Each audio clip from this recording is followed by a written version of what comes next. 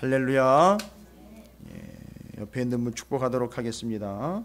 뭐라고 축복하시느냐 하면 이렇게 축복하도록 하겠습니다.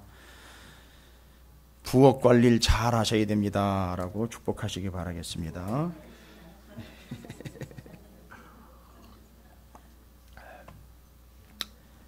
말씀을 나누기 전에 광고 말씀 좀 하나 좀 드리도록 하겠습니다. 원래 이 자리에 지금 계셔야 되는데 안 계시는 분이 또 한 분 계세요. 다 계셔야 되겠지만 늘 계셨는데 같이 안 계시네요. 박복희 권사님이 어제 수술을 받으셨어요. 그래서 회복 중에 계십니다. 삼성제일병원, 여기 충무로에 있는 제일병원 있죠. 부인과 전문병원, 거기서 수술을 받으셨어요. 수술이 잘 됐다고 그럽니다. 그래서 회복 중에 계시니까 여러분 오늘 기도하실 때에 권사님 위해서 수술 후에 회복할 때 또 그 이후에도 더 강건할 수 있도록 권사님을 위해서 기도를 부탁을 드리겠습니다. 자, 오늘도 하나님께서 우리에게 주신 말씀으로 함께 나눌 텐데, 여러분 이게 지금 수요일과 금요일 날 계속해서 이제 에스겔서가 연결이 되고 있기 때문에 한 맥으로 가고 있어요. 한 맥은 뭐냐 하면 에스겔서라는 구약 성경이 예언된 바입니다. 예언은, 예언자와 예언은 어떨 때 의미가 있느냐 하면 이루어졌을 때의 의미가 있는 거예요. 근데 에스겔서, 지금 우리가 수요일과 금요일에 계속 말씀을 나누고 있는 이 예언의 말씀은 새로운 성전이 다시 회복되고 지어지는 환상인데, 이스라엘 역사에는 어디에도 이대로 이루어진 적은 없어요. 주님 오실 때까지도 에스겔서가 예언하고 하나님이 말씀하신 이대로 지어진 새로운 성전은 없었습니다. 그래서 사람들이 오해를 했죠. 이건 도대체 언제 이루어지고 언제 지으라는 성전인가 했더니만 그게 눈에 보이는 가시적인 건물의 성전이 아니라 의미상의 성전으로서 바로 오늘날 교회를 말하고 있었다라는 것을 이제 알게 됐어요. 왜냐하면 교회가 세워지고 난 다음에 에스겔서를 정확하게 보니까 에스겔서 이 후반부에 마른 뼈 살아나고 성전 회복되는 내용들이 쫙쫙쫙쫙 연결이 되는데, 이게 바로 오늘날 교회 시대의 시기적으로는요 마지막 때의 교회에 대한 예언이었다라는 거예요. 그래서 오늘날 이렇게 질문하는 분들이 있습니다. 얼마나 힘들면 그런 질문을 하는지 모르겠지만, 교회를 안 다녀도 하나님만 제대로 믿으면 구원받는 거 아닙니까? 그런 심각한 질문은 제발 좀 저한테 안 했으면 좋겠어요. 어디서 잘못 주워 듣고 함부로 이야기하지 마십시오. 괜히 인터넷 같은 거 뒤지고 잘못하다 보면 인터넷에 오류가 뜹니다. 이단 사상들이 그걸 이용을 하기 때문에 이단들도 그 정보들에 대한 답을 계속 주고 있어요. 나도 모르는 사이에 그걸 통해서 취하게 되어 있습니다. 조심하십시오. 그러면 그 질문에 대한 답은 어떻게 제가 드릴까요? 제가 구원받는다 못 받는다는 얘기는 드리고 싶지도 않고요. 드릴 수도 없어요. 이건 제가 관할 부분이 아니니까. 그런데 문제는 뭡니까? 제발이지 예언의 말씀은 무시하지 말라는 거예요. 에스겔서에는 분명히 마지막 시대의 교회 시대의 교회가 어떻게 세워지고 교회는 어떤 모습일지를 예언한 겁니다. 그러니까 교회를 다니지도 않고, 좀 위험한 거는요, 신학적으로도 무교회주의라는 게 있어요. 그건 검색하셔도 돼요. 무교회주의는 나와요, 신학적으로. 심각한 문제를 좀 야기했던 그런 사상이었죠. 무교회주의. 교회가 없어도 신앙생활만 잘하면 되지 않겠느냐, 이런 얘기가 있었는데, 제가 그거는 답을 드릴게요. 미안한 얘기지만 어떻게 해서 구원을 받을 수 있는지 없는지는 하나님과 알아서 해결하시고요. 문제는요, 예언된 하나님의 말씀은 외면하지 말라는 거죠. 이미 성경에서 수도 없이 교회에 대해서 이야기를 하고 있는 내용들이 교회가 어떻게 세워질 것이고 교회의 본질이 뭐고 교회의 모습이 어떠해야 할 건지를 이미 예언했다는 얘기는 교회가 세워질 거라는 얘기거든요. 근데 그거를 외면하고 교회가 없이도 내가 구원을 얻을 수 있다라는 이야기는 다른 건 몰라도 하나님의 예언의 말씀을 외면하는 바가 되기 때문에 그건 상당히 위험스럽습니다. 심각한 겁니다. 그래서 제가 분명히 말씀드릴 수 있어요. 뭐 알아서 신앙생활을 하실 수 있겠지만 저한테 물어보시면 제발이지 하나님의 말씀이 예언된 말씀은 함부로 해석하거나 함부로 판단하지 말아달라는 거죠. 그 예언의 말씀은 거부하지 말라는 거죠. 예언된 바는 외면하지 말라는 겁니다. 그래서 예언된 바입니다. 교회는 다른 거 얘기하지 않을게요. 에스겔에서 이미 예언된 바예요.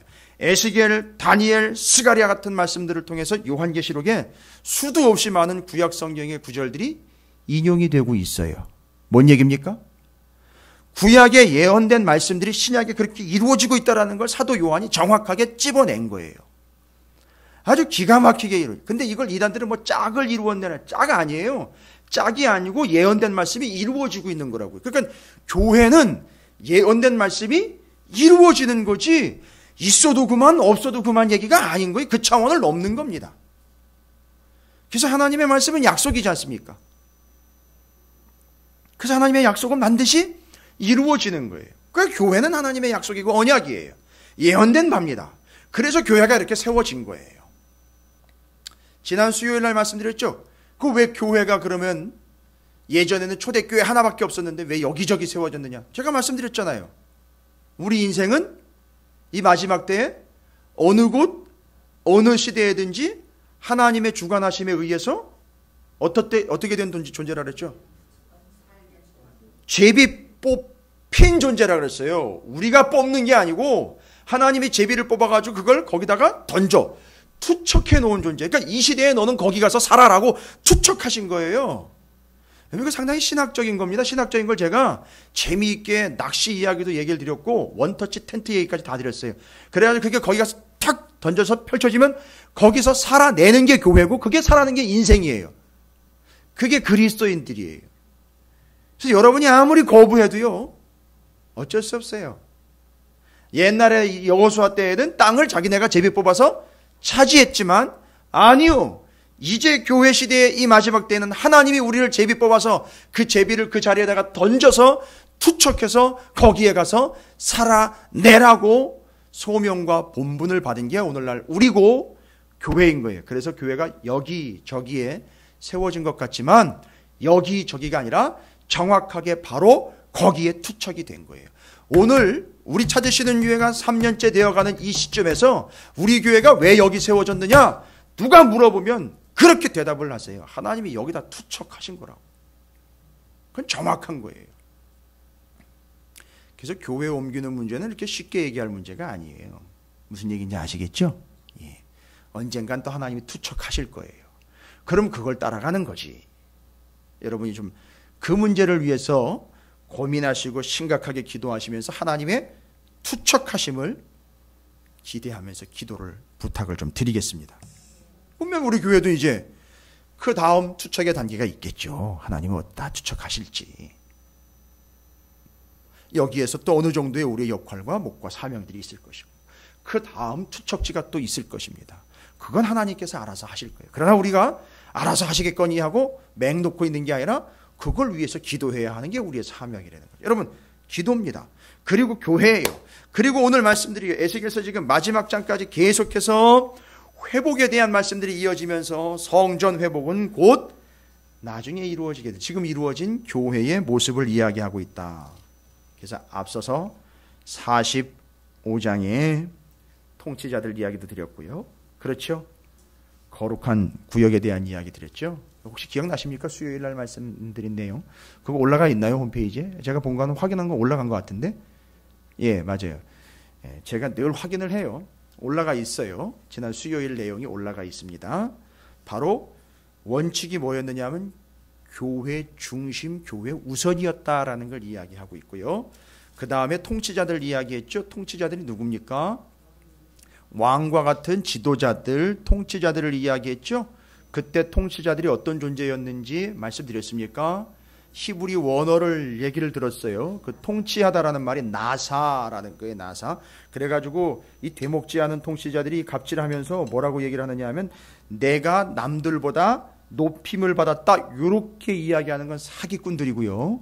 뭔 얘기인지 아시겠죠? 내가 남들보다 높임 받았다. 그러니까 왜냐하면 하나님이 나를 들어주셨다는 거예요. 근데 그게 그렇게 들어 올려가지고 남들보다 지를 높여놓은 게 아닌데 그걸 착각하면서 살아가고 있어요. 그래서 내가 남들보다 한 머리통 이상은 올라와 있어. 그러니까 성경 공부하고 난 다음에요, 제일 교활한 인간이 뭐냐 하면 지가 조금 더 공부했다고 나대면서 그걸 가지고 지식 자랑하고 있는 인간이 제일 무식한 인간이에요. 제일 나쁜 인간이에요. 아주. 그 성경 지식 가지고.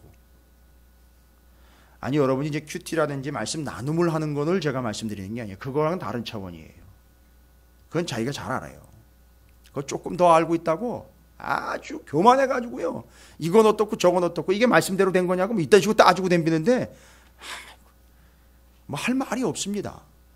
제일 무서운 거예요. 그런 사람들이 제일 무서운 부류인 거죠. 그러니까 말씀을 좀 제대로 다 보고 얘기하면 좀 괜찮은데 참 아쉽죠. 그래서 자기가 착각을 해요. 자기를 남들보다 높은 자리에다가 한층 더 올려놨다라고 착각을 합니다. 그래서 자기가 높은 자리에 있다라고 생각하는 게 통치자. 이게 갑질이고요. 그거 아니고요. 거기서 들어 올렸다라는 뜻은 나사를 이야기합니다. 나사, 이미 여러분이 알고 계시는 단어죠. 뭐였죠? 노아의 방주 자꾸 떠올리시는 거 제가 얘기 드렸어요. 거듭 얘기 드리는 거예요. 몇 번씩 말씀. 그 나사라는 말은, 통치하다라는 말은 노아의 방주를 들어 올리시듯 뛰어 올렸다라는 거죠. 결국 그거는 뭐 했다는 이 결론이 나오냐면 구원하셨다라는 얘기예요. 그러니까 통치자는 뭐 하는 사람이냐 하면 제일 먼저 자신이 먼저 뭐 했던 거죠? 구원을 받은 자로서 통치자의, 그렇죠, 본분은 다른 사람들을 구원받게 하는 역할을 하는 거예요. 이게 통치자의 본질이에요. 여러분 옆에 있는 분 축복하세요. 그렇게 축복하십시오. 당신이야말로 진정한 통치자입니다 라고 축복하세요. 뭔 통치자입니까? 여러분 가정에 여러분이 어머니고요, 여러분이 아버지고요, 남편이고 아내잖아요. 그렇죠? 사업장에서는요, 또 사장님이시고요, 그 파트에서요 팀장일 수 있고요, 과장님일 수 있고, 그렇죠? 그게 뭐냐 하면 그 자리에 있는 이유는 자신이 구원받은 존재로서 다른 사람을 구원받게 하는 존재로서의 들어올림, 곧 통치자라는 얘기예요. 이게 통치자의 본래 의미였습니다. 그보다 앞서서는 교회 중심이라는 얘기 드렸죠. 교회 중심이었고 성전, 성소 주변에 뜰 제사장들, 그 다음에 레위인들, 그 다음이 공동구역, 그 다음이 왕의 토지가 기업으로 분배가 되고, 제일 먼저는 성소 주변에 성소 지키라고 제사장들에게 집까지 다 마련해 주면서 거기서 떠나지 말라고 아예 붙박이로 그렇게 해서, 제가 그래서 사택 얘기 드렸죠. 교회와 사택 이야기, 우리 개척교회 이야기 쭉 얘기 드렸어요. 그런 이야기들이 전제가 되는 거예요. 이게 말씀대로 그대로 제가 설명드렸습니다. 지금 오늘 말씀은 46장에 그거에 이어지는 내용이에요. 이어지는 내용인데 45장의 18절부터 연결되는 내용입니다. 그래서 그 교회와 성도들이 절대 잊어서는 안 되는 게 있다 그랬죠?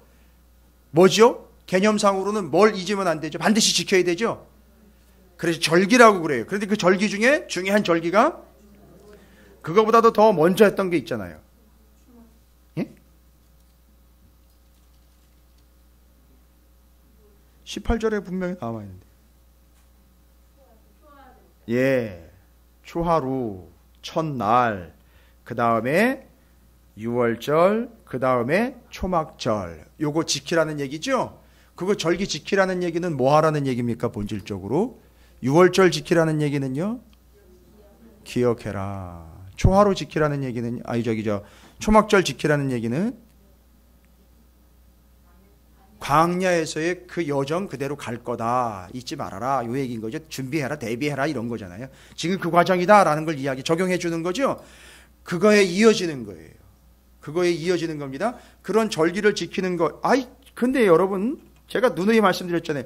지금은 옛날 구시대의 율법을 이야기하는 게 아니라 뭘 얘기하는 거죠? 에스겔이 구약시대 사람이지만 교회를 얘기하는 건데, 그럼 오늘날 그럼 교회에서도 유월절 지켜야 되고 초막절 지켜야 되는 겁니까?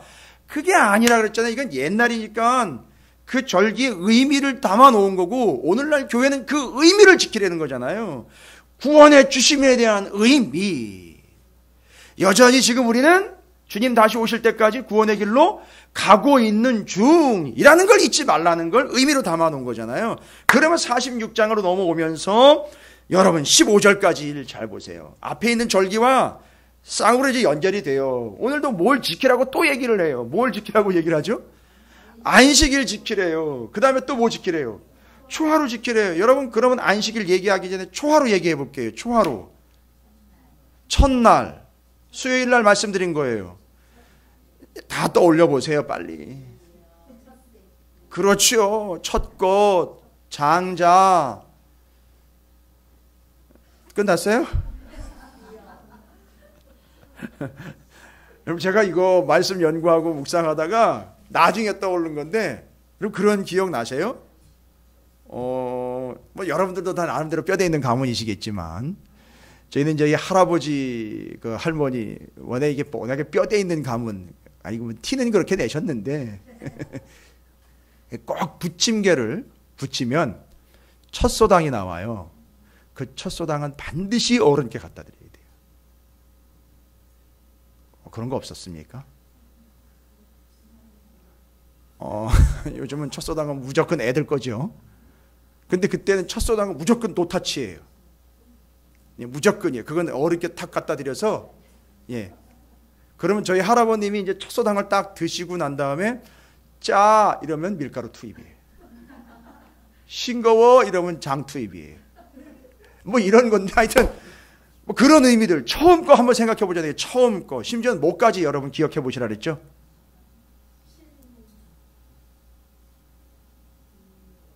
여러분은 다 자가용을 타고 다니셔서 심지어는 첫 차가 지나가는 것만 봐도 뭘 떠올리게 되는 거죠. 처음 것 때문에 살아난 이스라엘의 6월절 그 구원의 역사를 잊지 말라는 거예요. 여러분 이게 하나님의 시스템이에요. 처음 거요. 여러분 제가 이 안에 입고 있는 거 이거 있잖아요. 이 로만 칼라. 이 가까이에서 보시면 이거 다 낡았어요. 뒤에 등도 막 뜯어지고 막 이랬어요. 제가 절대 손 못 대게 해요. 아니요, 왜냐하면 그대로 이게 처음 제가 안수받으면서 처음 저 안에 있는 가운과 함께 같이 맞춘 거예요. 너무너무 소중한 거예요. 여러분 제가 아무거나 막 입고 나오는 것 같죠? 아니에요. 이 기도회 때도 보통 자세로 나오는 게 아닙니다. 이게 그래서 저는 이걸 보면 처음 안수받았을 때 그때가 아직도 떠올라요. 물론 처음 안수받았을 때 입었던 양복은 지금은 없어요. 너무 낡아가지고. 그러나 제가 가끔 입고 다니는 저 코트는 바로 그때 그 코트예요. 저게 엘리야의 외투가 될지 모르겠지만 하여튼 어쨌든 처음 것에 대한 의미가 있어요. 그래서 처음 것은 그것을 통해서 우리가 구원받은 존재라는 걸 잊지 않도록 하기 위해서 처음 게 존재하고 있는 거예요. 더 재미있는 얘기 드릴까요? 오늘 새벽에요. 오늘 새벽에 성경 본문 말씀이 어딘지 아세요? 집사님 아직 안 올리셨죠? 오늘 새벽 거. 예. 시편 111편이에요. 제가 오늘 집에 기가 막힌 얘기 드렸잖아요. 아직 못 들으셨구나. 오늘이 무슨 날입니까? 예, 그 막대과자 그렇게 사 먹는 날이냐? 11월 11일인데 그 세상도 그 막대과자 그거 몇 개 나눠 먹으면서 뭘 그렇게 잊지 않으려고 애를 쓰는지. 그런데요, 그 11월 11일 날 시편 111편을 묵상을 했어요. 이거 잘못하면 이단 되는 거예요. 이런 식으로 잘못 여러분도 벌써 이러면요 큰일 나는 거죠. 그런데 의미는 그래요. 그런데 시편 111편의 내용이 뭔지 아세요? 하나님의 어떠하심과 하나님의 어떻게 행하심을 기억해라. 기려라 이런 뜻이에요. 시편 111편이요. 그래서 오늘 막대과자 나눠 먹는 날 우리는 시편 111편을 묵상하면서 세상은 사방으로 막대를 꽂을 때 우리는 삼위일체 하나님 111 111편을 기억하고 묵상하면서 하나님의 어떠하심과 하나님의 어떻게 행하심을 잊지 않고 새벽부터 묵상을 한 거 아닙니까? 잊지 않는 거예요. 세상에 저 목회하면서 이런 일이 또 있을까 싶을 정도로 기가 막히게 오늘 시편 111편이 너무너무 은혜가스러웠었어요. 이제 올라가면 바로 이제 조회수가 폭주하겠네요. 어쨌든 잊지 말라고 하는 거지요. 잊지 말아라. 뭘 잊지 말아라. 그렇지요. 너희는 구원받은 공동체, 교회와 성도는 구원받은 공동체의 성도라는 걸 잊지 말라고, 뭘 잊지 않도록 하려고, 그걸 잊지 않도록 하려고 우리에게 뭔 시스템을 주신 거죠? 처음 것, 첫 것, 초태생, 첫 새끼, 이런 걸 주신 거예요. 이해가 되십니까? 그래서 예전에 저희 집 얘기지만 저희 어머님, 저희 장모님이 늘 제가 청년 때부터 시키신 게 있어요. 지금은 떠나와 있으니까 못하지만 그때 그 장모님과 저희 어머님 뭘 하셨느냐면 요맘때예요. 요거보다 조금 이른 때 추석 전후로 해서 햅쌀, 김장, 처음 건 무조건 목사님한테 갖다 드리는 거예요. 또 오해하지 마세요. 또 제가 목사니까. 저 목사 되기 전부터 그거 했어요. 저한테 그거 하려고 뭐 괜히 또 이상한 눈으로 보지 마십시오. 그게 뭔 얘기냐 하면 그렇게 해서 잊지 않겠다는 거예요. 교회 중심인 거를 그렇게 표현을 했어요. 옛날 어른들은요. 상당히 중요한 거긴 해요. 그래서 제가 이제 목사가 돼가지고 여러분에게 그걸 받고 있어요. 감사하죠. 그리고 여러분 교회 중심으로 살아가는 거에 대한 그런 마음의 표현들을 제가 감사하게, 그리고 받을 때마다 감사로 기도하고 있습니다. 참 잘하시는 거예요. 그래서 교회 중심으로 우리가 구원받은 공동체라는 걸 잊지 않는 것, 그거 이제 의미를 이해하셨으니까 오늘 15절까지 뭐에 대해서 이야기하고 있죠? 안식일, 초하루, 그 다음에는요 13절부터 15절까지는요 매일 드리는 제사예요. 그러면요 안식일은요 며칠 만에 한 번이죠. 일주일 만에 한 번이죠. 초하루는요 한 달 만에 한 번이잖아요. 매일은요 하루에 한 번이에요. 그럼 보세요. 매일, 일주일, 한 달 빼먹지 말고 매번 다 뭐 하는 거죠? 잊지 않고 와가지고 뭐 하는 거죠? 제사인데 이걸 뭐라고 얘기한 줄 아시죠? 3절 보십시오. 2절 군주는 바깥 문 현관을 통하여 들어와서 문벽 곁에 서고 제사장은 그를 위하여 번제와 감사제를 드리는데 이런 제사를 제사라고 하지 않고 문 통로에서 뭐예요? 예배한 후에 밖으로 나아가고 그 문은 저녁까지 닫지 말 것이며 3절 이 땅 백성도 안식일과 초하루에 이 문 입구에서 나 여호와 앞에 뭐 할 것이며 그러니까 새롭게 세워질 교회는 뭐 하는 공동체죠? 예배하는 공동체인데 그 예배를 왜 예배하는 겁니까? 잊지 않기 위함인 거예요. 기억하고 기리기 위함인 거예요. 이해가 되십니까? 근데 어떻게 예배하라는 거죠? 정성을 다해 뭐 마음껏 뭐 이런 얘기가 아니고 아주 형식적이면서 시간 타임 테이블까지 딱딱 넣어서 얼마 만에 한 번, 얼마 만에 한 번, 얼마 만에 한 번 딱 해가지고 정확하게 일주일 만에 한 번, 한 달 만에 한 번, 매일. 그러니까 뭐예요? 1년 365일 내내가 다 뭐가 되는 거죠? 예배가 되는 거예요. 아, 교회는 1년 365일 예배가 떠나가면 안 되는 거예요. 정리되셨습니까? 그래서 교회는 예배 공동체인 거예요. 뭘 어떻게 하기 위하여 예배하는 것이 아니라 그 구원받은 공동체의 특징으로서 그걸 잊지 않기 위함인 거예요. 여러분 언제쯤 예배가 이제 그만이라는 얘기가 들어올까요? 예?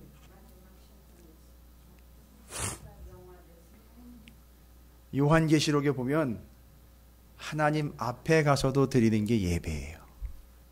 예배는 끝이 없어요. 여러분 절대 예배 빠지지 마세요. 또 한 번 부탁드립니다. 목사가 성도들 발목 붙잡고 교회에다가 붙들어 매이려고 드리는 얘기가 아니에요. 이미 하나님의 나라가 우리 가운데 임했지요. 우리에게 천국이 임한 거라고요. 천국의 진짜 삶은 뭔지 아세요? 예배가 즐겁고 기쁘고 감사한 거예요. 드릴 만한 거예요. 정말 드려야 한다라는 분명한 깨달음과 인식이 있는 거예요. 그건 누가 시키는 거 아닙니다. 알아서 하세요. 그러나 그 구원에 대한 확증과 확신과 하나님의 그 감격들이 분명히 있는 사람은 누가 뭐라고 하든 예배하게 돼 있어요. 지금도 우리 주변에 있는 다른 나라들에서는요, 기독교가 공인되지 않았기 때문에, 아니 허락되지 않았기 때문에 함부로 예배할 수 없어요. 공식적으로 예배할 수가 없다고요. 그런 데서는요, 제가 옛날에 몇 년 전에 들었던 얘기인데, 저 북한에서는요, 그 예배를 드리다가 걸리면 도로에다가 사람을 깔아놓고 로라 있죠? 땅 다지던 로라, 그걸로 밀어버리는 거예요. 얼마 전까지도 그랬어요. 그 예배 한번 드렸다고요. 그거 발각되면 그 가족이 다 몰살을 당하고요. 어느 선교사 부부는요, 그렇죠, 그 부부가 없는 사이에 그 가족 침입해가지고 다 죽여버리고. 여러분, 이게 오늘날 우리에게 주어진 현실이지만 오늘날 교회에게 주어진 축복이에요. 교회, 예배하는 공동체입니다. 성도요, 예배하는 자들이. 언제까지입니까? 죽을 때까지 예배하고 죽고 난 다음에도 예배하는 거예요. 끝까지. 그러니까 하나님 앞에서 딱 하나 있어요. 딱 하나. 다른 거 없고 그 지극한 하나님을 만났어요. 정말 사모하고 고대하는 하나님을 만났어요. 여러분, 뭐 할까요? 여러분, 도대체 여러분 뭐 하실 수 있겠어요? 오, 드디어 만났네. 하나, 잠깐만 기다리세요. 제가 감사함 금연하도록 하겠습니다. 뭘 얼마나 하시려고요, 그 앞에서. 그리고 또 뭘 할 수 있을까요, 하나님 앞에서? 아무것도 없어요. 그냥 하나님이 여러분 보고요, 왔어 이러면 거기서 기절하는 거예요. 그냥. 제가 예전에 이제 요한계시록이 강의하거나 예배 강의를 할 때 그런 얘기를 드려요. 예배의 본질이 뭐냐 이야기할 때 꼭 요한계시록을 이야기를 해요. 거기 가서도 평생 그냥 거기서 매일매일 해야 돼. 여기서 첫날, 뭐 거기서 첫날, 뭐 하여튼 뭐 어떤 개념이 없으니까 거기는 시간의 개념이 없는 거예요. 완성된 계획이기 때문에. 기다림도 없으니까요, 거기는. 그러니까 거기서 기다림도 없어요. 뭔가 시작했고 뭐 끝이 이런 개념이 없다고요. 그러니까 예배가 시작됐는지 끝났는지도 없어요. 거기 축도도 없어요. 뭔 얘기인지 아시겠어요? 종 땡 치고 시작해가지고 땡 치고 끝나고 뭐 축도, 그런 개념이 없어요. 시작과 끝이라는 개념이 그냥 그대로인 거예요. 그 상태 그대로 쭉인 거예요. 근데 거기서 뭐 하느냐 하면 예배를 드리는 거예요. 그러니까 하나님을 그냥 영화롭게 인정하는 거예요. 그러니까 입에서는요, 뭐밖에 안 나와요. 오, 하나님 위대하시다. 입 바른 소리를 뭐 간이 잘 보이려고 하는 그런 소리가 아니라 진짜 하나님 앞에서 완전히 그냥 기가 확 눌려가지고요. 그냥 그 자리에서 어마어마한 하나님의 놀라운 은혜 때문에 그냥 하나님 바라보고 눈물이 뚝뚝뚝 그냥 떨어져요. 그냥. 누가 이빨을 빼가도 모를 정도로 그렇게 그냥 감격적이고 기가 막힌 거예요. 코를 베가도 모를 정도로 그렇게 기가 막힌 은혜가 거기 있는 거예요. 그러니까 그 자리에서 하나님을 그냥 찬양하는 것밖에 없어요. 그러니까 하나님이 입만 열면 이러기만 해도 막 기절하는 거 막 난리가 나는 거예요. 거기서는. 거기가 하나님 보좌 앞이에요. 그게 예배의 자리라고요. 또 한 번 얘기 드리지만 예배 드리는 게 정말 힘들고 곤욕인 분들은 제가 지금부터 걱정이에요. 거기 가면 맨날 예배만 드려야 될 텐데 어떻게. 거기는 일찍 나가는 것도 없을 거고, 목사님 오늘 제가 좀 피곤해가지고선 좀 빠질 수도 있겠는데요. 뭐 오늘 좀 기분이 나빠서 제가 못 나갈 것 같습니다. 뭐 이런 거. 제가 오늘 회사가 바빠서. 거기서는 그런 게 어떻게 될지 모르겠어요. 근데 그건 다 그거예요. 거기서 다 그것만 해요. 아니 보세요. 요한계시록에 보시라고요. 구원받은 자들이 뭐 하나. 다른 거 표현 하나도 안 돼 있고 면류관 그 앞에 딱 벗어놓고 하나님 앞에 딱 그냥 예배하는 거 그거밖에 없어요. 그거밖에 소개가 안 되고 있어요. 지금 그걸 얘기하는 겁니다. 46장 1절부터 15절까지는 매일 드리는 제사, 그게 제 예배가 됐고, 초하루, 안식일, 지금 안식일은 주일이 돼서 완벽하게 이루어졌지요. 구원받음에 대한 확신과 확증으로 십자가와 부활이 인정되어서 주일, 그것이 우리의 구원과 연결되었기 때문에 안식일이 아니라 주일을 지키는 것이요. 초하루, 시작, 처음, 한나라의 시작, 매일, 여기도 뭐라고 나와요? 아침마다, 13절에 아침마다 시작할 때라는 거예요. 뭔 얘기인지 아시겠죠? 그러니까 교회는 예배하는 공동체인 거예요. 시도 때도 없이 예배하는 게 아니라 정해진 바 그대로요. 아니요. 따질 필요 없이 그냥 매일, 매 순간 예배하는 거예요. 목사님 제가 집에서 예배합니다. 맞아요. 그럼 돼요. 단 정확하게 그 삶의 자리가 교회가 되게 하세요. 말로만 하지 마시고. 그럼 거기서 예배하셔도 돼요. 왜냐하면 교회니까요. 그 사람이 교회니까요. 그러나 다시 한번 말씀드립니다. 에스겔서에 예언된 바는요, 마지막 때에 뭐를 세우겠다는 거죠? 예배 공동체로 교회를 세우겠다는, 그러니까 교회를 떠나서 다른 거 생각하지 말고 교회 중심으로 예배하라는 걸 얘기하는 거예요. 이건 예언의 말씀이라고요. 들어도 그만 안 들어도 그만이 아니라 이루어질 말씀이고 이루어진 말씀이에요. 근데 오늘날 우리는 이 에스겔서의 말씀이 후반부의 말씀을 교회와 직결을 해서 이 중차대한 귀한 사명의 말씀들을요 너무 자기 주관적으로 해석을 해놓는 바람에 교회가 의미가 너무 다운이 돼버렸어요. 그래서 교회에서 예배 드리는 것도 별로 대수롭지 않게 여겨졌고 내 상황에 따라 드리는 거지 아니요 예언에 따라 드리는 거예요. 예언에 따라 말씀을 모이는 것이고요. 예언에 따라 예배하는 거예요. 예언에 따라 제사하는 거예요. 그 제사가 오늘날 예배로 바뀐 거예요. 이해가 되십니까? 이게 교회입니다. 그러니까 이 삶이 예배가 돼야 되는 거죠. 교회는 그냥 예배 공동체라는 거 잊지 마십시오. 그걸 매일 드리고 안식일에 드리고 초하루에 드리고 하나 재미있는 구절이 하나 있습니다. 9절 말씀을 보시면 그러나 모든 정한 절기에 이 땅 백성이 나 여호와 앞에 나올 때에는 북문으로 들어와서는 경배하는 자는 어디로 나가요? 예전에 그 평면도 보셨죠?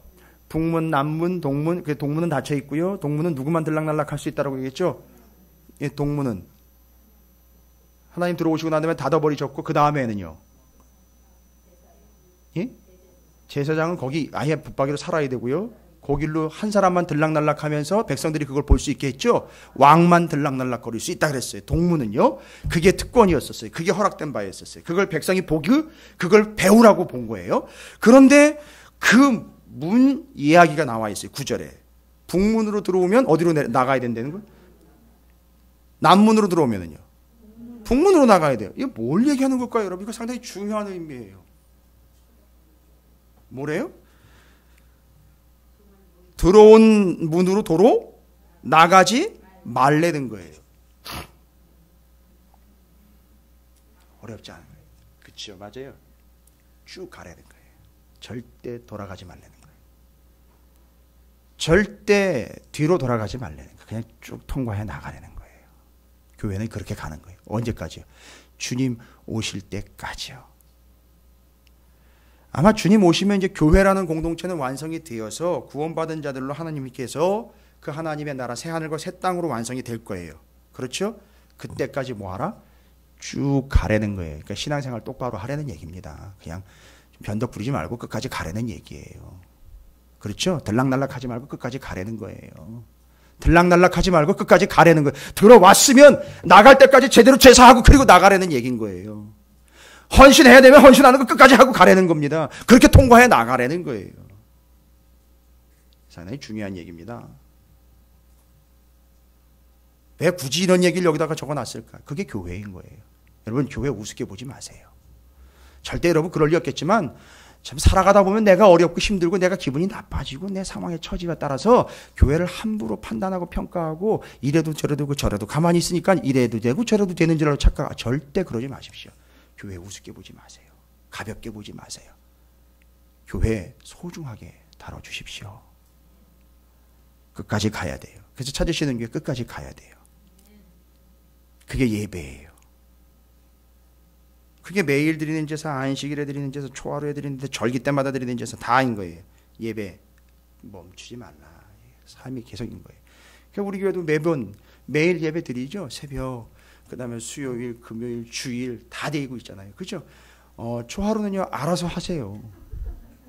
초하루는 알아서 하세요. 처음이니까 처음 거 얘기하는 공식적으로 이야기한 바는 주일, 그 다음에 새벽 매일 제가 하고 있어요. 우리가 하고 있으니까 한 달의 첫날 뭐 그건 여러분이 의미를 부여해서 알아서 하십시오. 첫 것은 여러분께서 좀 잘 조절하시면 돼요. 의미 있게. 자, 그 다음에 이제 나와 있는 내용이 뭐냐 하면 16절입니다. 16절에서부터 18절까지의 내용인데 타이틀로는 타이틀이 기록되어 있느냐면 군주와 그의 기업이라는 거예요. 여러분 군주는 누굽니까? 왕과 통치자들 얘기하는 거예요. 그러니까 앞서서 이야기한 그 왕과 통치자들 이야기한 거예요. 그 바로 하나님이 들어 올리신 자들, 구원받게 한 자들이죠. 근데 재미있는 건 뭐냐 하면 그 군주 통치자들도 잘 보세요. 여기서 말하고 있는 땅 얘기거든요. 땅. 근데 그 군주나 통치자들도 앞서서 45장에서 분명히 얘기했어요. 전국에 있는 땅이 다 짓게 아니야라고요. 군주, 왕도 통치자도 자기들이 할당받은 몫이 따로 있어요. 그러니까 그것 외에는 넘보면 안 되는 거예요. 여기서 뭐가 정리가 되느냐 하면 누가 얘기가 나와야 되죠.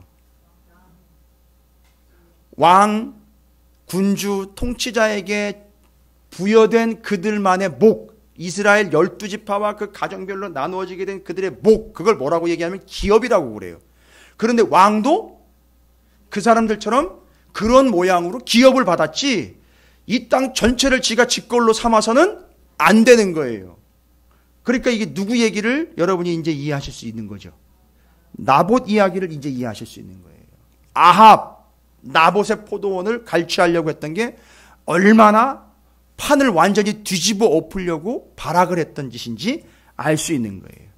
그 군주와 그 기업 마찬가지입니다. 군주에게도 그에게만 할당된 목, 그걸 가지고선 거기서 끝내야 된다는 얘기를 하는 거예요. 그리고 구체적인 한 예를 거기다 드러났어요. 거기 뭐라고 얘기를 하느냐 하면 17절에 군주가 만일 그 기업을 한 종에게 선물로 준 즉, 그럴 수 있잖아요. 그죠? 이거는 여러분 책임을 회피하는 게 아니에요. 선물로 자기 종이 어려우니까 너 이거 하면서 살아라고 자기 소유인데 자기 책임인데 신하에게 줍니다. 그러면 중요한 게 뭐냐 하면 그 종에게 속하여 희년까지 이르고 그 후에는 어떻게 돼요? 군주에게로 뭐가요? 그 기업 땅이 돌아가야 돼요. 군주의 기업은 누가 이어받아야 되느냐 하면 신하가 이어받으면 안 돼요. 아들이 이어받아야 돼요. 이건 왜 그러냐 하면 하나님이 주신 거기 때문에 그렇습니다. 그리고 이거는 말하자면 그 땅이 얼마나 큰지 얼마나 작은지 상관없이 이건 하나님이 주신 거기 때문에 어떻게 해야 된다는 거죠? 지켜야 된다는 거예요. 이렇게 연결하십시오. 기업은 뭐냐 하면 기업은 무엇을 주셨느냐 개념보다 더 중요한 게 뭐죠? 기업은 받은 걸로 어떻게 하는 게 가장 큰 의미가 있죠? 지켜야 된다는 게 가장 큰 의미가 있는 거예요. 여기서 얘기하는 건 그거예요. 여러분이 이제 기업으로 받은 게 다 있어요. 그럼 이걸 이해하려면 요거는 구약 시대 때 예언한 거니까 오늘날 우리는 신약 시대잖아요. 교회 시대니까 신약에서는 그 기업을 뭐라고 얘기를 하는지를 아셔야 돼요. 그러면 여러분이 우리가 교회가 성도가 그걸 기업으로 받은 거잖아요. 그럼 어떻게 해야 돼요? 그거 지켜야 되잖아요. 그러니까 단순히 땅덩어리를 얘기하는 게 아니에요. 근데 왜 굳이 땅을 또 주면서 기업이라고 얘기를 했을까? 이건 뭐 때문에냐면 하나님의 나라 때문에 땅을 기업으로 준 걸 오늘날 와가지고 하나님의 나라 하면 그걸 이해하라고 땅을 기업으로 줬던 거예요. 그게 연결이 되니까. 근데 신약에서는요, 오늘날 하나님이 우리에게 기업으로 주고 구약에서 기업으로 주고 똑같은 단어를 쓰고 있어요. 똑같은 단어를 기업이라는 거를 똑같이 신약에서 쓰고 있습니다. 같은 단어를 써요. 유어, 기업, 그 다음에 분깃 이런 게 다 똑같은 단어예요. 그걸 신약에서도 동일하게 쓰고 있습니다. 여러분, 뭐를 얼마나 어떻게 주셨는지보다 더 중요한 게 뭐라고요? 기업은? 지켜야 되는 거예요. 그러면 신약에서는요, 교회 시대인 교회와 성도들에게 준 기업이 있단 말이죠. 그럼 뭐냔 말입니다. 그거 목숨 걸고 지켜야 되는 거예요. 절대 뺏기면 안 되는 거예요. 옛날에는 뭘로 줬다고요? 땅으로 줬어요. 눈에 보이는 땅. 그러나 때가 되면 어떻게 해야 돼요? 원주인에게 하나님 원래 줬던 그 사람한테 또 돌려줘야 되는 거예요. 왜요? 그건 그 사람이 지켜야 될 책임이 있으니까. 이해가 되십니까? 그럼 오늘날 우리 교회와 성도들에게 준 기업은 뭐냔 말입니다.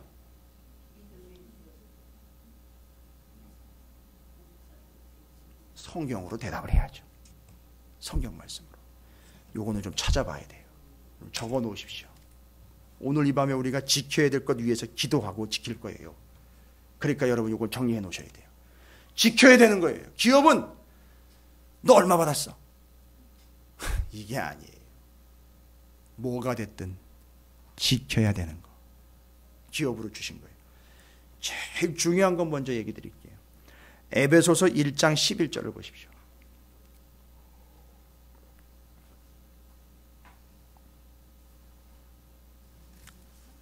에베소서 1장 11절.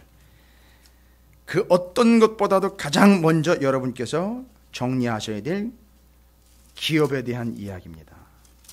여기 동일하게 기업이라는 단어로 동일하게 쓰였어요. 에베소서 1장 11절입니다. 여러분 에베소서, 골로새서 다 뭐에 대한 이야기인지 아시죠? 교회에 대한 이야기의 말씀들이에요. 에베소서와 골로새서 교회론에 대한 말씀이에요. 근데 에베소서 1장 11절에 뭐라고 나와 있는지 함께 읽어보도록 하겠습니다. 여러분 제가 알려드리는 말씀들은 어디 한쪽에다가 잘 적어 놓으세요. 그리고 연결해서 다시 또 찾아보십시오. 이거를 연구한다고 그래요. 이걸 기린다고 그래요. 시편 111편에 나와 있어요. 기억하기 위하여 기린다. 예, 말씀을 11절에 뭐라고 나와 있는지 한번 읽어보겠습니다. 자, 시작. 모든 일을 그의 뜻의 결정대로 일하시는 이의 계획을 따라 우리가 예정을 입어 그 안에서 기업이 되었으니. 와, 저는 여기에서 먼저 터졌어요. 기업이라는 말이요, 어떻게 적용되고 있는지 잘 보세요. 지금 우리는 뭘 찾기 위해서 말씀들을 다시 찾는 과정으로 들어왔느냐 하면, 오늘날 교회 시대의 교회와 성도들에게 뭘 기업으로 주셨느냐, 우리가 그걸 지켜야 된다라고 분명히 목숨 걸고라도 지켜야 된다고 얘기드렸죠. 약속이니까. 그런데 에베소서 1장 11절 교회론을 이야기하고 있는 에베소서에서는요, 제일 먼저 뭐를 이야기하고 있느냐 하면, 모든 일을 그의 뜻의 결정대로 일하시는 이 누구죠? 하나님입니다. 그 하나님의 계획을 따라 우리가 하나님의 작정과 예정을 입어서 그 안에서 뭐가 됐대요? 우리가 기업이 됐대요. 오늘 이거 하나만 연구해도요, 이거 하나만 나눠도요, 오늘 기도할 제목은 이미 받은 거예요. 그러나 에스겔서가 있기 때문에 이제 연구를 해야 되는 거잖아요. 뭔 얘기입니까? 하나님이 하나님의 기업으로 뭘 삼으셨어요? 예? 에베소서 1장 11절이에요. 우리가요. 여기 바울이 이야기하고 있는 여러분 에베소 교회 성도들과 내가 하나님의 뭐가 되었다? 여러분 지금까지 이게 좀 애매하셨을 거예요. 이게 뭔 얘기인가? 하나님의 기업이 된다라는 거는 하나님의 몫이라는 얘기인가? 하나님 책임이라는 건가? 아유, 이제 지고 가야 될 내 십자가다 뭐 이렇게 짜증 섞인 소리로 하시는 건가? 그게 아니라 제가 말씀드렸잖아요. 우리가 지금 뭘 또 지켜야 된다고 이야기를 하니까 또 내가 내 직장에서 내 자리 지키는 것도 힘든데 뭘 또 지키라고 그러나? 그럴 수도 있었는데 먼저 들어보니 하나님이 나를 하나님의 기업으로 삼았다는 거예요. 이거 뭔 얘기예요? 그 속뜻을 여러분이 받아들이시기 바랍니다. 기업은 뭐 하는 게 의미가 있다 그랬다. 그러니까 하나님 뭐 하시겠다는 거예요? 내가 너를 내 기업으로 삼아서 이루어질 때까지 반드시 지켜주겠다는 얘기인 거예요. 내가 무슨 일이 있어도 내가 너는 놓지 않는다. 내가 책임진다. 와, 어떻게 은혜가 되세요? 그리고 이걸 깨달은 사람이 나중에 뭐라고 고백하는지 아세요? 하나님이 나의 기업이 되어주셨다. 그러면 그게 뭔 얘기인지 아시겠죠? 이제 내가 자기가 하나님 얼마나 지켜요? 그게 아니라 하나님의 말씀과 뜻과 약속을 목숨 걸고 지켜내겠다. 이 관계인 거예요. 여러분 이 관계가 어디서 이제 확인이 되는지 아세요? 돌아온 탕자 비유에서 확인이 되는 거예요. 조금 이따 설명드릴게요. 이게 이렇게 연결이 돼요. 기업의 제일 큰 특징은 뭐라고요? 지키는 거라는 거죠. 그런데 우리에게 뭘 지키라고 이게 기업이야 라고 말씀하시기 전에 하나님 먼저 우리에게 얘기하셨다. 뭐라고요? 네가 내 기업이다.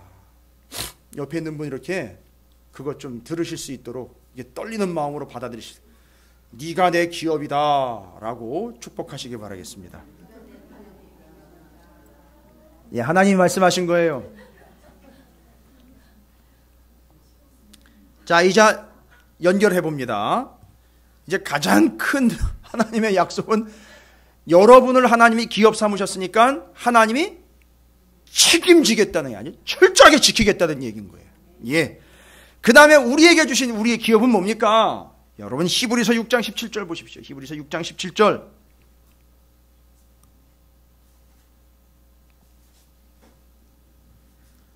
여러분과 이거 다 찾다 보면은 시간이 밤이 새도 힘들겠죠? 요거 한 몇 가지만 찾고요. 제가 이제 개성 예식이 드릴게요. 히브리서 6장 17절. 히브리서 6장 17절. 신약성경 359쪽. 요것만 찾고 나머지는 제가 말씀드리고 내용들 설명해 드릴게요. 히브리서 6장 17절에 뭐라고 이야기했느냐 하면 뭘 기업으로 받았답니까? 교회와 성도들이요. 하나님은 약속을 기업으로 받은 자들에게는 이라고 나와 있죠. 뭘 기업으로 받으셨습니까? 하나님의 약속이에요. 하나님의 약속은 다른 게 아니고요. 하나님의 말씀을 기업으로 받은 거예요. 여러분 이 말씀을 기업으로 받았다고요. 그러니까 여러분 우리가 말씀을 기업으로 받은 자로서 제일 중요한 자세는 뭡니까? 지키는 거예요. 여러분 진실이 뭔지 아세요? 진실은 지키는 게 진실이지 말이 전짜냐 아니냐를 따지는 게 아니에요. 아합 왕이 미가야 선지자가 와가지고선 하나님의 뜻을 전했는데 안 들어먹어요. 너 언제까지 나한테 진실되게 얘기하냐고 이런 식으로 얘기할래?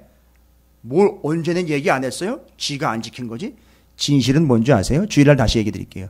진실은 내용의 여부보다 더 중요한 게 뭐냐면 지키지 않느냐 지키냐예요. 그래서 진실은 지키는 게 진실이지 진리는 또 다른 거예요. 그래서 여기서 이야기하시는 약속을 기업으로 받았대요. 그러면 우리는 뭘 지켜야 돼요? 약속을 목숨 걸고 지켜야 되는 거예요, 여러분. 교회에 뭘로 약속을 주셨습니까? 말씀으로 약속을 주셨어요. 내가 구원해 주겠다 약속하시고 그렇게 해. 기도해 응답하게. 기도해 응답할 테니까. 분명히 약속하셨어요. 그걸 지키는 거예요. 말씀 지키는 거고 약속 지키는 겁니다. 그게 우리의 기업이에요. 그 다음에 뭘 또 우리에게 기업으로 주셨느냐 하면 그냥 저거만 놓으시고 들어보세요. 마태복음 19장 29절에 또 내 이름을 위하여 집이나 형제나 자매나 부모나 자식이나 전토를 벌인 자마다 여러 배를 받고 또 영생을 상속하리라 라고 나와 있어요. 이게 상속이 기업으로 받는 거거든요. 바로 뭘 기업으로 받았습니까? 영생을 기업으로 받은 거예요. 영원한 생명 구원받았다라는 것, 이 사실이요. 이걸 기업으로 받은 거예요. 뭐 다른 건 노리셨으면 이제 빨리 실망하세요. 뭘 기업이라고 그러니까 땅덩어리 자꾸 생각하고 뭐 금은보화 자꾸 이야기하고 절대 그런 거 아니에요. 여러분 절대 좀 오해하지 마세요. 절대 오해하지 마세요. 뭐 돈 많이 벌고 뭐 자꾸 이런 걸 기업으로 얘기를 절대 그런 거 아니에요. 그 이야기할 때 그 기업, 인더스트리, 영어로는요, 기업 이야기할 때 그 사업, 그건 맡겨주신 거, 청지기로서 맡겨주신 거예요. 활용하라고 맡겨주신 거, 그러나 이 기업은 반드시 지켜내야 되는 거죠. 주님 오실 때까지 끝까지 밀고 나가야 되는 거예요. 첫 번째, 약속. 두 번째, 영생. 고린도전서 6장 10절 보십시오. 고린도전서 6장 10절에는 이렇게 나와 있습니다. 이렇게 나와 있어요. 도적이나 탐욕을 부리는 자나 술 취하는 자나 모욕하는 자나 속여 빼앗는 자들은 하나님의 나라를 유업으로 받지 못하리라. 뭘 기업으로 받습니까? 하나님의 나라예요. 하나님의 나라의 특징이 뭔지 아세요? 천국이요. 하늘나라, 천국.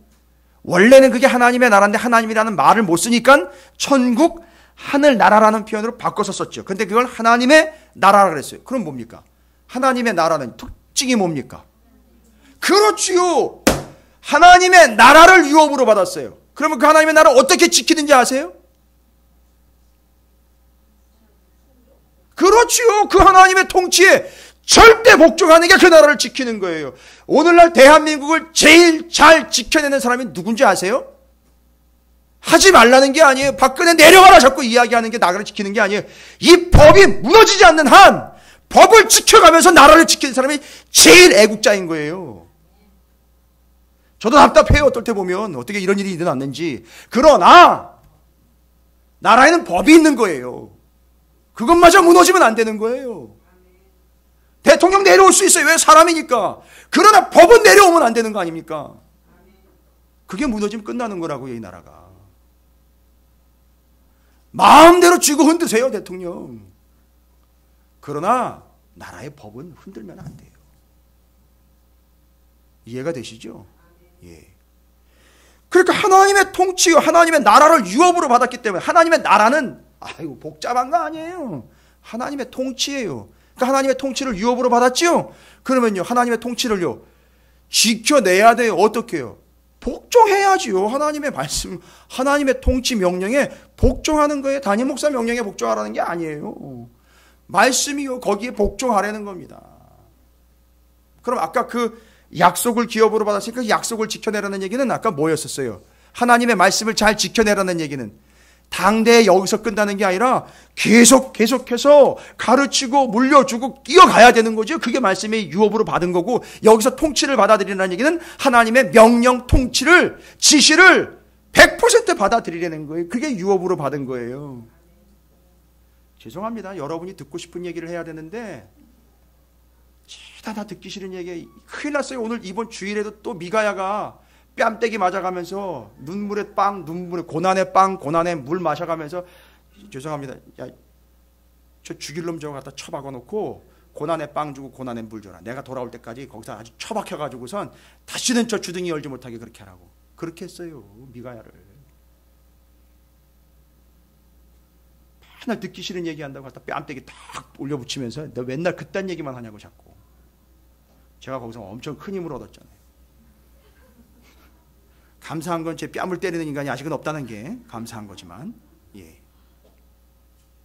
모르지요 어떻게 하고 있는지는. 그러나 어쨌든 그게 진실이에요. 그래서 하나님의 나라를 유업으로 받습니다. 그 다음에 히브리서 11장 7절 보십시오. 그냥 적어 놓으세요. 이렇게 얘기하고 있습니다. 믿음으로 노아는 아직 보이지 않는 일에 경고하심을 받아 경외함으로 방주를 준비하여 그 집을 구원하였으니 이로 말미암아 세상을 정죄하고 믿음을 따르는 의의 상속자가 되었다. 뭘 기업으로 받은 거죠? 믿음, 그로 인한 의롭다함을 기업으로 받은 거예요. 그러니까 지금 여러분이 의롭게 된 거는 여러분의 어떠함으로 받은 게 전혀 없어요. 다 하나님이 믿음 주신 거고 의롭다 여겨 주신 거예요. 그렇죠? 그러니까 이걸 어떻게 해야 되죠? 지켜내야 되는 거죠. 예수 믿으면 복 받고 사업 잘 되는 줄 알았는데 오늘 잘못 왔네. 그게 아니에요. 기업으로 우리에게 주신, 교회와 성도들에게 주신 게 약속과 영생과 하나님의 나라와 믿음과 의를 주셨다는 거지요. 근데 하나 더 주셨어요. 뭘 주셨느냐? 로마서 8장 17절에 이것도 주셨어요. 요거 쉽지 않지만 여러분에게 또 말씀을 드려야 되죠. 로마서 8장 17절, 자녀이면, 또 자녀 얘기 나오면 바로 탁탁탁 나와야 되잖아요. 자녀면은요, 아버지와 자녀 관계에 있어서 뭐예요? 기업, 유업 어떻게 해야 되는 거예요?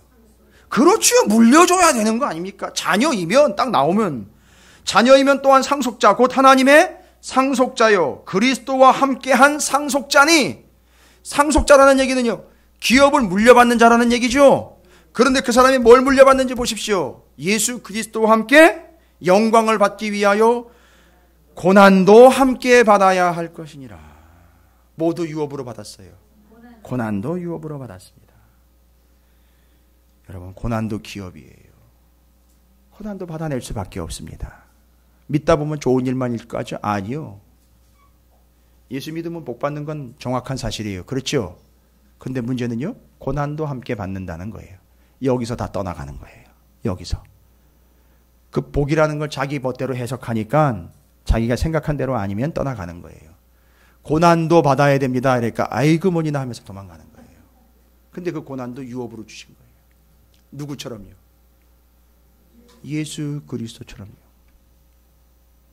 함부로 예수를 닮고 예수를 따른다는 이야기 하면 안 돼요. 그래서 그 고난도 유업으로 받았습니다. 그럼 참 기억해 보십시오. 지금까지 제가 말씀드린 게 일부분입니다. 우리가 다 받았습니까? 잘 보십시오. 약속, 영생, 하나님의 나라, 믿음, 의, 그 다음에는요, 고난도 유업으로 받았습니다. 이거 다 어떻게 해야 된다는 거죠? 기업은 반드시 지켜야 된다는 거예요. 잊지 마십시오. 반드시 지켜내십시오. 고난도 받아내세요. 그러니까 이 아버지와 아들 돌아온 탕자 이야기를 연결해서 정리를 해볼게요. 기업 이야기. 아들은 뭐를 자기의 기업으로 생각을 했죠?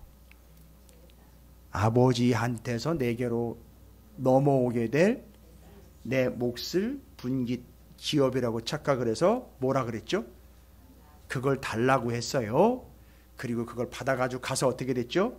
다 탕진해버리고 진짜 기업이 뭔지를 깨닫는 겁니다. 진짜 기업은 뭐냐?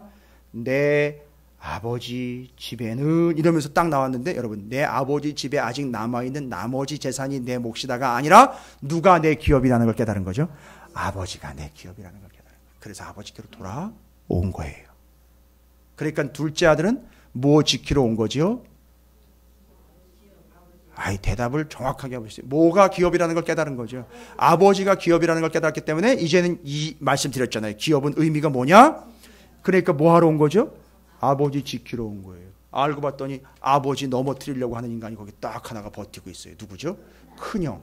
그게요. 그게 계속해서 아버지를 기업 삼지 않고 자기 목, 자기 땅 이런 것만 계속해서 이야기하니까 아버지를 공격하는 자로 서 있어요. 아들이지만. 그런데 거기 들어와가지고 둘째 아들이 아버지를 지키는 자가 되었고 아버지의 말씀을 이제는 지키는 자가 된 거예요. 할렐루야. 그게입니다. 그리고 아버지에게는 이 땅이 기업이 아니라 뭐가 기업이 된 걸로 확인했죠.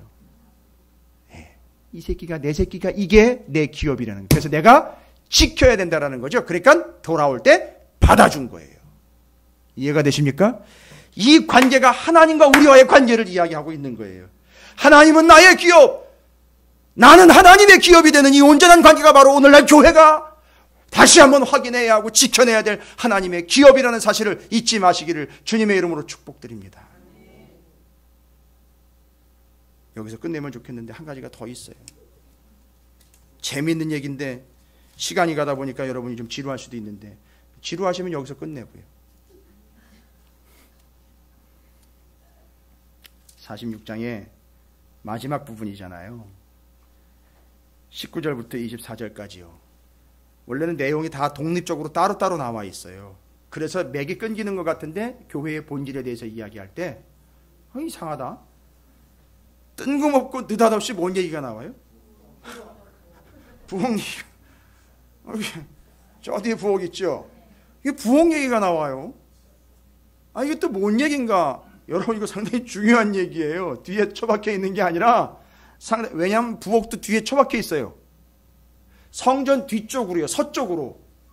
제사장의 부엌이 양쪽에 두 개가 있는데 거기에서 무슨 일이 일어나는 거 무슨 의미냐 이거예요. 거기서 뭐 하는 거냐면 거기 부엌에는요.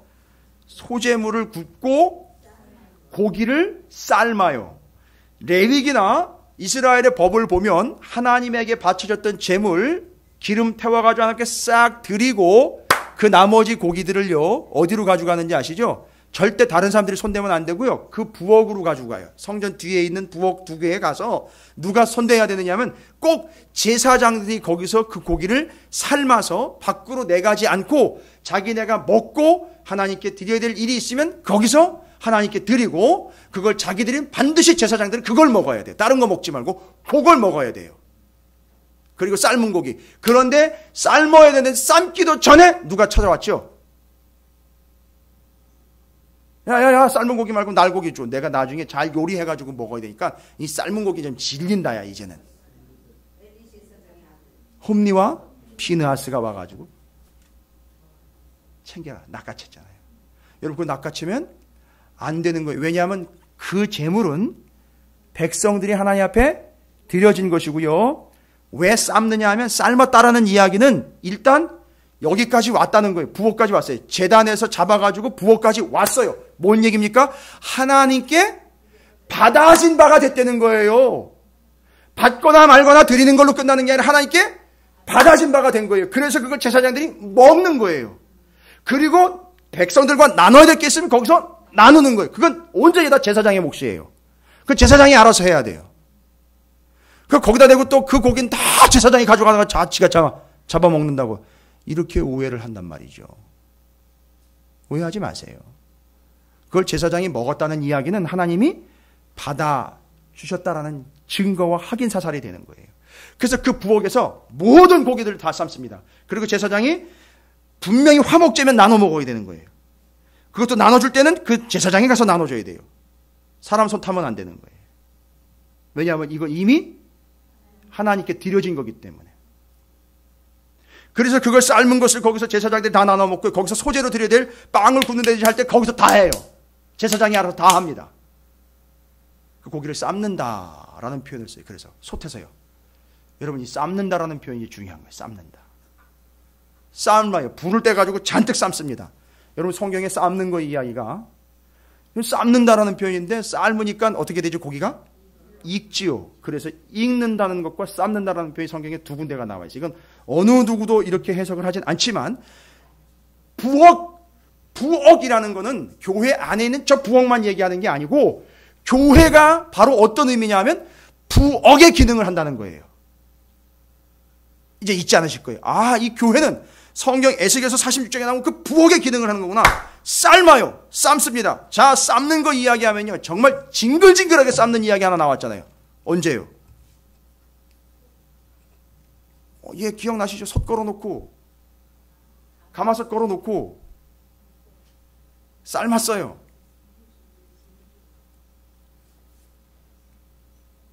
고기 넣고 삶았어요. 그렇죠. 녹슨가마 기억나십니까? 에스겔서 24장 5절에 에스겔서가 이야기하고 있는 이스라엘 백성들의 현재 처지 상황들, 그 고기들을 잔뜩 넣고 녹슨가마에다가 잔뜩 넣고 고기 뼈 다 없어질 때까지 싹 끓이고 싹 없어지고 계속 불을 뗐어요. 뭐가 없어질 때까지요? 그 녹이 없어질 때까지. 이거예요. 교회는 삶는 데예요. 그래서 교회랑 제일 잘 어울리는 메뉴가 수육이에요.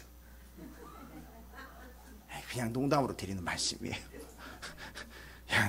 이상하게 요새 제가 벌써 한 2달째 교육자회에 나와 어디를 가면 교회마다 계속 수육을 내오더라고요. 참 성경적인 교회구나. 그냥 농담 삼아 드리는 말씀이에요. 삶는 거예요. 삶는 게 의미가 뭐란 얘기예요? 그렇죠. 푹 삶아가지고 흐물흐물하게 만들고 더 삶아가지고 완전히 사라지게 만들어버려요. 교회는 그래서 삶는 데예요. 네, 아니 이놈의 고기가 들어갔는데 아주 탱탱해요. 아직도 핏덩어리가 그냥 그대로 있어요. 이건 말이 안 되는 거죠. 예, 그건 뭐 교회 안에 안 들어왔거나 교회가 삶고 있지 않다는 얘기겠죠. 그래서 교회는 삶는 데예요. 아주 푹 익혀가지고요. 찌르면 그냥 푹 들어가고 결국 태워가지고선 싹 날려버리는 데가 교회인 거예요. 그게 부엌의 첫 번째 의미예요. 교회는 삶는 데라는 거죠. 싸우는 데가 아니라 삶는 데요. 삶는 데. 그걸 푹 과가지고 삶아버리는 거예요. 그래가지고 그 삶은 걸 제사장이 먹을 때 하나님께 받아주는 것처럼 그렇게 푹 삶아가지고 하나님 받아주시는 영혼으로 만들어 버리는 거예요. 제가 이거 일주일 내내 공부한 거예요. 여러분 별 의미 없이 그냥 한번 웃고 넘어가시면 끝나는 게 아니라 제가 일주일 내내 이거 가지고 왜 하필이면 다른 데도 만들어요. 왜 부엌 얘기를 여기다가 이렇게 해놔. 부엌 얘기를. 오늘날 교회에도 제일 시끄러운 데가 부엌이에요. 아시죠? 아니 그릇이 항상 이렇게 부딪히니까요. 그래서 시끄럽다는 얘기죠. 제가 무슨 말씀 드리는지 아실 거예요. 그 부엌에서. 그러니까 부엌부터 삶아져야 되는 거죠. 그렇죠? 부엌 보면 알 수 있어요. 교회는. 부엌 보면 알 수 있고 부엌에서 일하는 거 보면 알 수 있어요. 그리고 화장실 보면 알 수 있고 뭐 다른 거 볼 필요 없어요. 이게 이제 첫 번째 삶는 거예요. 여러분 삶는 거에 또 다른 의미가 뭐라 그랬죠? 삶으면 그게 익어요. 근데 여러분 성경에 익는다라는 표현이 기가 막히게 여기랑 똑같은 표현이에요. 삶는다라는 건데 그걸 익는다라는 표현으로 사용한 데가 있어요. 아니 삶는다라는 단어를 동일하게 사용을 하는데 그걸 익는다라는 표현으로 사용한 데가 있어요. 요거는 좀 찾아보셔야 돼요. 창세기 40장이요.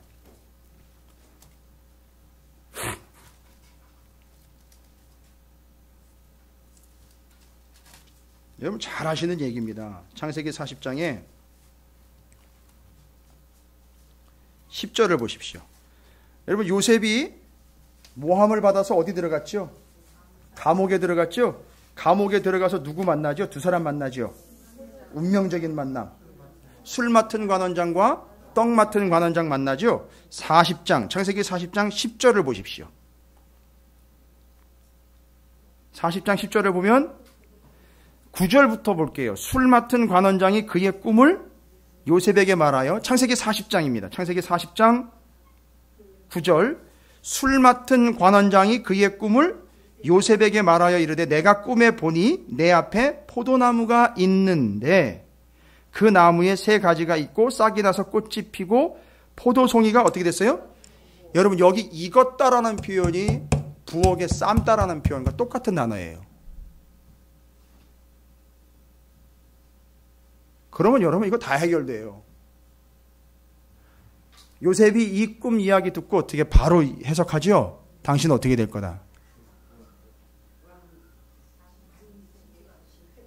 그러니까 왕이 어떻게 해주는 거죠? 받아주는 거죠. 다시 그 삶은 고기 아까 제대로 삶았다는 얘기는 하나님이 받아주셨다는 얘기예요. 여러분 여기 기가 막힌 개념이 여기 연결되어 있어요. 이건 보나마나 답이 다 나오는 거예요. 그렇죠? 여러분 성경 재미있습니까? 기가 막히죠? 받아주신 거예요. 제대로 익은 거예요. 그러니까 제대로 익어서 그걸 짜서 드렸더니만 그게 된 거예요.